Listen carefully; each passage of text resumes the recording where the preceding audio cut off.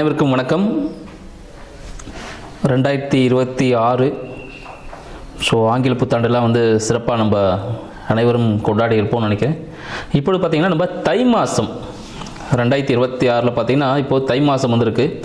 இந்த தை மாதத்தின் சிறப்புகள் என்னென்ன இருக்குது, மேலும் பார்த்திங்கன்னா இந்த தை மாதத்தில் 12 ராசிக்காரர்களுக்கும் 27 நட்சத்திரக்காரர்களுக்கும் என்னென்ன சிறப்புகள், என்னென்ன பாதிப்புகள், சரிங்களா, யார் உச்சத்தை தொட போகிறார் அப்படின்ற விஷயங்கள் பற்றியும் இப்போ நம்ம இந்த வீடியோவில் பார்ப்போம். இந்த தை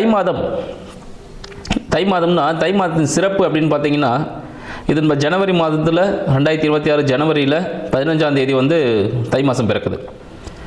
அப்படி பார்த்தா வியாழக்கிழமை குரு பகவான் குரு தினத்தில் தை மாதம் பிறக்குது. எல்லாருக்கும் செல்வ செழிப்புகள் ஏற்படும், பொருளாதாரத்தில் மிகப்பெரிய மாற்றங்கள் ஏற்படும் சொல்லலாம். மேலும் பார்த்தீங்கன்னா இதிலே பார்த்தீங்கன்னா இந்த மாதம் தை மாதத்தில் பார்த்தீங்கன்னா 18ஆம் தேதி ஜனவரி 18 தை அமாவாசை வருது. தை அமாவாசை, தை மாதம்னாலே தட்சிணாயனம் முடிந்து உத்தராயண காலம் தொடங்குதுன்னு சொல்லலாம். அந்த உத்தராயணம் தட்சிணாயனம் எல்லாருக்கும் தெரிஞ்சிருக்கும். நம்ம தேவர்களுக்கு இந்த காலை பொழுது, இந்த மார்கழி மாதம் பார்த்தீங்கன்னா லாஸ்ட் மாதம், சரிங்களா, போன மாதம் மார்கழி மாதம் என்னவாக இருக்கும்னு பார்த்தீங்கன்னா அவங்களோட காலை பிரம்ம முகூர்த்த நேரம் சொல்லுவோம். பிரம்ம முகூர்த்தம் முடிஞ்சு இந்த தேவர்களுக்கு இப்போ என்ன இருக்குது, காலை விடியற் காலை பொழுது தான் அந்த உத்தராயண காலம் ஸ்டார்ட் ஆகுது தை மாதம். இந்த காலகட்டத்தில் பார்த்தீங்கன்னா இந்த காலகட்டம் எல்லாருக்குமே, எல்லா ஜீவராசிகளுக்குமே பார்த்தீங்கன்னா இந்த காலகட்டம் தான் ஒரு எழுச்சி மிக்க ஒரு நாளாக இருக்கும்னு சொல்லலாம் இந்த மாதம் முழுக்க. ஏன்னா பல பேர் பார்த்தீங்கன்னா நம்மளே பார்த்தீங்கன்னா புது வீடுக்கு கிரகபிரவேசம் பண்ணுறதுக்கு, கல்யாணத்துக்காக தேதி குறிக்கிறதுக்காக எல்லாம் வெயிட் பண்ணிட்டு இருப்பாங்க. கல்யாணத்துக்காக புதுமண தம்பதிகள் இணைவதற்காக காத்து கொண்டிருக்கக்கூடிய நேரம் பார்த்தீங்கன்னா இந்த தை மாதம் அப்படின்னு சொல்லலாம். இந்த தை மாதத்துக்காக அனைவருமே ஏன்னா கதிர் அறுப்பாங்க, பொங்கல் திருவிழா இருக்குது, உழவர் திருவிழா மிகவும் சிறப்பான ஒரு விஷயம். ஏன்னா இப்போ இந்த உழவன் இல்லைன்னா நம்மளால் எந்த விதமோ பொருளையும் சாப்பிட முடியாது, எதையும் யூஸ் பண்ண முடியாது. அவங்களுக்கெல்லாம் ஒரு நன்றி தெரிவிக்கக்கூடிய காலகட்டமாகவும் இந்த தை மாதம் இருக்குன்னு சொல்லலாம். சூரிய பகவானுக்கு நன்றி செலுத்தும் விதமாக இந்த தை மாதத்தில் பொங்கல்லாம் வச்சு சிறப்பாக நம்மளோட தென்னிந்திய பகுதியில் நம்ம சிறப்பாக பண்ணிகிட்ருக்கோம். இது மட்டும் இல்லாமல் இப்போ உலகம் ஃபுல்லாக எல்லாத்துலேயுமே கொண்டாட ஆரம்பிச்சிருக்காங்க. அது மட்டும் இல்லாமல் பார்த்திங்கன்னா இந்த உத்தராயண காலத்தில் இந்த தை அமாவாசை வருது பாருங்கள். இந்த தை அமாவாசை அன்னைக்கு என்ன பண்ணோம், இதுக்கு முன்னாடி அமாவாசைலாம் வந்துடுச்சு, மாலை அமாவாசைலாம் முடிஞ்சிடுச்சு. இப்போ தை அமாவாசை வருது. மாலை அமாவாசை டைமில் ஏதாவது பண்ண முடியல அப்படின்னும் போது இந்த தை அமாவாசை இந்த காலகட்டத்தில் கண்டிப்பாக பார்த்திங்கன்னா நம்ம முன்னோர்கள் இறந்தவர்கள், சரிங்களா, அவங்களோட பிள்ளைகளையோ சொந்தக்காரங்களும் பார்க்கறதுக்கு வருவதான வாய்ப்புகள் உண்டு. அதனால் இந்த காலகட்டத்தில் மறக்காமல் தை அமாவாசையில் வீட்டில் படையல் வச்சு ஒரு துணி, சரிங்களா, எப்போ பார்த்திங்கன்னா ஒரு சேலை, ஒரு வேட்டி, டவல் இது மாதிரி தான் வச்சு படைக்கணும். சேலை கூட ஒரு ஜாக்கெட் பெட்டி இது மாதிரி வச்சு தான் கடவுளுக்கு படைச்சிட்டு, கடவுளுக்குனா நம்ம முன்னோர்கள், ஏன்னா அவங்க தானே இப்போ குலத்தை காக்க போகிறவங்க. அவங்களுக்கு வச்சு படைச்சிட்டு அது மூலயமா, சரிங்களா, 4 பேருக்கு ஒரு முடிஞ்ச அளவுக்கு ஒரு 3 பேருக்கோ இல்லை 5 பேருக்கு இல்லை ஒரு 9 பேருக்கு உணவு தானம் பண்ணுங்கள். உணவு தானம்னா யாருக்கு தேவை இருக்கோ, இப்போ கோவிலில் கொடுக்குறாங்க பாருங்கள், அது பிரசாதம், அது வீட்டிலே சமைச்சு வச்சுட்டு வந்திருப்பாங்க, அங்கே ஒரு பிரசாதமாக அதை வாங்கிக்கிறாங்க கடவுள்கிட்டேருந்து. பட் இந்த உணவு தானம் அப்படின்னு சொல்லும்போது பார்த்தீங்கன்னா யாருக்கு தேவை இருக்கோ, அன்றாட உணவே கிடைக்க முடியாமல் இருக்கும் சில பேருக்கு. அவங்களுக்கு கொடுக்கறது மூலமாக நம் முன்னோர்களுக்கு இது நம்மளோட காலகட்டத்தில் செய்ய முடியாத சில விஷயங்கள் இருந்திருக்கும், சூழ்நிலைகள் தடுத்திருக்கும், அந்த விஷயங்கள்லாம் நிவர்த்தியாகி அவங்க மனது குளிரும். அதனால் கண்டிப்பாக தை அமாவாசைக்கு முடிந்த அளவில் உணவு தானம் பண்ணுங்கள். ஒருத்தருக்காவது வாங்கி கொடுங்க. அதோட வேல்யூ எவ்வளோ இருக்கணும்லாம் இல்லை, 5 ரூபா இருக்கலாம், 10 ரூபா இருக்கலாம், 500 ரூபா இருக்கலாம், 5000 ரூபா, என்ன வேணாலும் இருக்கலாம். ஒருவரோட பசி ஆற்றுங்கள். என்னால் சாப்பாடெலாம் வாங்கி தர முடியாத, நானே கஷ்டத்தில் இருக்கேன் அப்படின்றீங்க, பரவாயில்ல, ஒன்றும் பிரச்சனை இல்லை. வீட்டில் சமைக்கிற சாப்பாடை, சரிங்களா, காகத்திற்கு வைக்கலாம். வீட்டு வெளியே காக்கா வரும் பார்த்தீங்களா, காக்காவுக்கு வைக்கலாம். அதுவும் முடியலையா, சின்ன எறும்புகள்லாம், குட்டி குட்டியாக எறும்பு, அந்த எறும்புகளுக்கு உணவு அளிக்கலாம். இந்த தை மாதத்தில் முடிந்த அளவு என்ன பண்ணணும், உணவு தானியங்கள், அதை உயிரினத்தை, எந்த உயிரினம் தான் பரவாயில்ல, அளவுகள்லாம் இல்லை, எறும்பு கொடுத்தாலும் சரி, பசுமாடு கொடுத்தாலும் சரி, காகத்துக்கு கொடுத்தாலும் சரி, இல்லை மனிதர்களுக்கே கொடுத்தாலும் சரி. ஏன்னா கடவுள் தனியாக வரமாட்டார், மனித உருவில் தான் வருவார். அப்போ நம்ம தான் யாருக்காவது உதவிகள் செய்யணும் அப்படின்ற விஷயத்தையும் இந்த தை மாதத்தில் நம்ம கண்டிப்பாக கடைப்பிடிக்கணும். உழவர்கள் அனைவருக்கும், யாரெல்லாம் விவசாயம் செஞ்சுட்டு இருக்காங்களோ, உற்பத்தி துறையில் இருக்காங்களோ, எல்லாருக்கும் ஒரு நன்றி செலுத்தணும். நம்மளும் சரிங்களா? ஸோ மற்றவங்க தான் பண்ணணும் இல்லை, நம்ம அனைவருமே அவங்களுக்கு வந்து நன்றி கடன் பட்டவர்கள். உழவர்களுக்கு எல்லாமே அவங்கள நன்றி கடன் செலுத்த வேண்டிய மாதமாக எப்பவுமே நன்றி கடன் செலுத்தணும். இந்த நாள் ஒரு குறிப்பிட்ட நாள் நம்ம பர்த்டே கொண்டாடுறோம் பார்த்தீங்களா, அது போல் ஒரு நாள் தான் இந்த நாள். கண்டிப்பாக அவங்களுக்கு நன்றி செலுத்தணும். உள்நாட்டு சரிங்களா, உள்நாட்டு உற்பத்தியில் ஆன பொருட்களை வாங்குவதை ஒரு கடமையாக வச்சுக்கணும்னு நினைக்கிறேன் இந்த வருடத்தில் அனைவருக்கும். இதை என்னோட ஒரு தாழ்மையான வேண்டுகோளாக கூட வச்சுக்கோங்க. மேலும் பார்த்தீங்கன்னா இந்த காலகட்டத்தில் நிறைய பேர் தொழில் தொடங்குறதுக்காக காத்துட்ருப்பீங்க. அதுக்காக நல்ல நேரங்களை குறித்து உங்களுக்கு சாதகமான, உங்களோட சுய ஜாதகத்துக்கு சாதகமான, சரிங்களா, ஸோ அந்த ஜாதக சாதகமான தேதிகளை குறித்து உங்களோட சுய தொழில்கள், இல்லை வேலைக்கு ஜாயின் பண்ண போகிற டேட்டு, புது வீட்டுக்கு போக போகிறீங்களா அதுக்காக வாழ்த்துக்கள், திருமணத்தில் இணைய போகும் தம்பதிகளுக்கு வாழ்த்துக்கள், இது எல்லா விஷயங்களும் சமய சடங்குகள் எல்லாமே பாரம்பரிய முறைப்படி இந்த தை மாதத்தில் அனைவருக்கும் சிறப்பாக நடைபெற அடியேனின் வாழ்த்துக்களும். ரிஷபராசி அன்பர்கள் 2026 ஆங்கில புத்தாண்டு நல்வாழ்த்துக்கள்.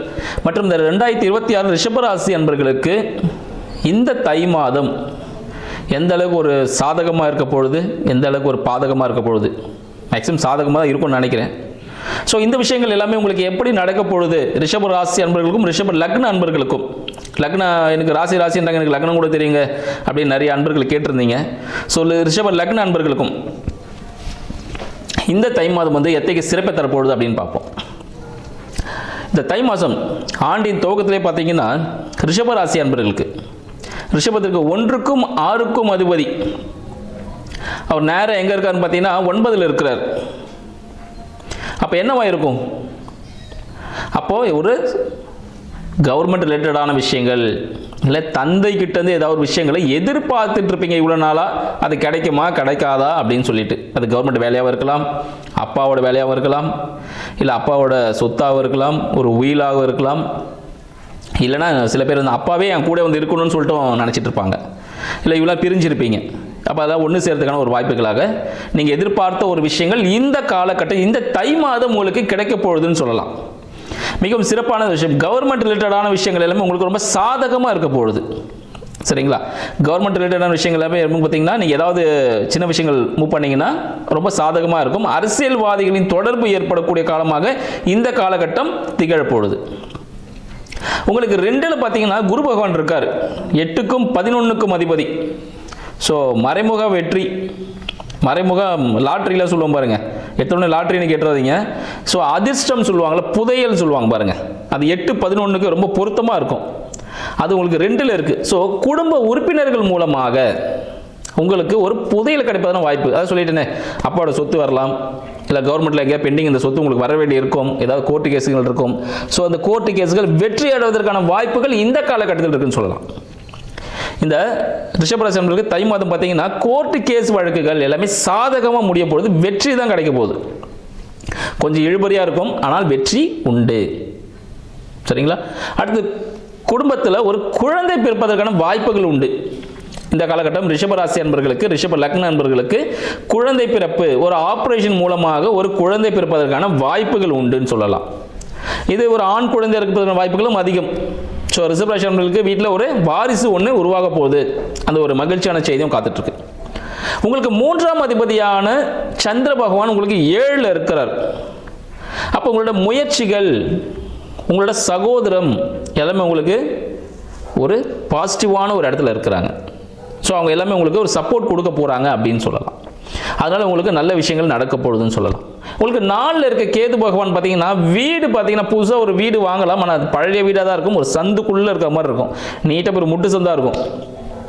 வீட்டு வாசலே ஒரு விநாயகர் கோவில் இருக்கான வாய்ப்புகள் உண்டு, இல்லை ஆஞ்சநேயர் கோவில் இருக்கும், இல்லைனா சர்ச் இருக்கும். ஸோ இது போல் வாய்ப்புகள் இருக்கிற இடத்துல நீங்கள் வசிக்க போகிறீங்க. ஸோ உங்களோட வீட்டில் ஒரு மாறுதல்கள், வீடு மாறக்கூடிய ஒரு அமைப்பாகவும் இந்த காலகட்டம் இந்த தை மாதம் உங்களுக்கு திகழப்போகுது அப்படின்னு சொல்லலாம். உங்களுக்கு 2க்கும் 5க்கும் அதிபதியான புத பகவான் 8ல் இருக்கார். அப்போ மறைமுக வருமானம் இருக்குன்னு சொல்லியிருக்கோம். மனதில் சில சஞ்சலங்கள் ஏற்படுறதுக்கான வாய்ப்புகள் உண்டு. இந்த தை மாதத்தில் பார்த்தீங்கன்னா மனசில் இந்த குழந்தை சம்மந்தப்பட்ட சில விஷயங்கள், குழந்தைகளுக்கும் சில ஸ்கின் சம்மந்தப்பட்ட அலர்ஜி வரதுக்கான வாய்ப்பு உண்டு, இந்த ஹீட் சம்மந்தப்பட்ட வாய்ப்புகளும் உண்டு, ஹீட் சம்மந்தப்பட்ட அந்த கட்டிகள் கொப்பளம் வரதுக்கான வாய்ப்புகளும் உண்டு, இந்த தோல் சம்மந்தப்பட்ட விஷயங்கள்லாம். ஸோ இதெல்லாம் கொஞ்சம் பார்த்தீங்கன்னா கொஞ்சம் ஜாகிரதையாக பார்த்துங்க. ஒரு சின்ன ஒரு அடிப்படுறதுக்கான வாய்ப்புகளும் குழந்தைகளுக்கு ஏற்படும் வாய்ப்புகள் உண்டு. ஒரு மறைமுக வருமானம். இதுக்கு முன்னாடி நீங்கள் இன்வெஸ்ட்மெண்ட் எதனா பண்ணி வச்சுருந்துருப்பீங்க, அந்த இன்வெஸ்ட்மெண்ட் உங்களுக்கு என்ன ஆக போகுது, இப்போ ரிட்டர்ன் வரப்போகுது மிகப்பெரிய அளவில் அப்படின்னு சொல்லலாம். அடுத்து உங்களுக்கு 7ஆம் அதிபதி, சரிங்களா, 7க்கும் 12க்கும் அதிபதி பார்த்தீங்கன்னா செவ்வாய் பகவான் தான் உங்களுக்கு 8ல் இருக்கிறார்.